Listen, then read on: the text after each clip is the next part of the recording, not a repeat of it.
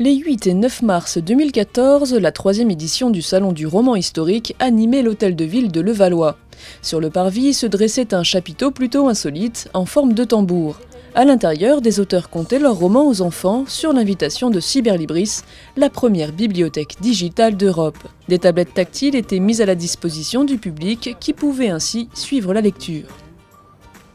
La lecture interactive était bien avec les tablettes parce que pour les enfants, ils pouvaient suivre aussi les images et puis il y a le côté ludique de pouvoir utiliser la tablette en écoutant une histoire. C'était une lecture très agréable sur la mythologie grecque et c'était assez sympathique vis-à-vis de l'outil justement de la tablette.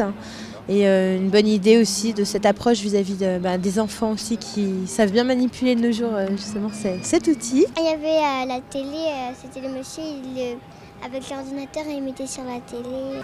Je trouvais que c'était très bien. Les récits reprenaient des thématiques légendaires comme la mythologie ou encore l'épopée de Lancelot. Pour le plus grand bonheur des enfants, de leurs parents et des auteurs par la même occasion, conquis par le support numérique.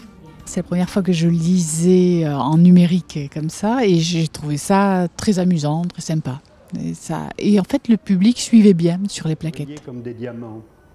Il y a des livres qui ne sont plus édités en édition papier, mais qui le sont en numérique aujourd'hui. Certains de mes romans en numérique ont relancé l'édition papier, donc loin de concurrencer, parfois ça stimule au contraire l'édition. Je pense que pour les jeunes, notamment, ça peut les inciter à la lecture au lieu du contraire.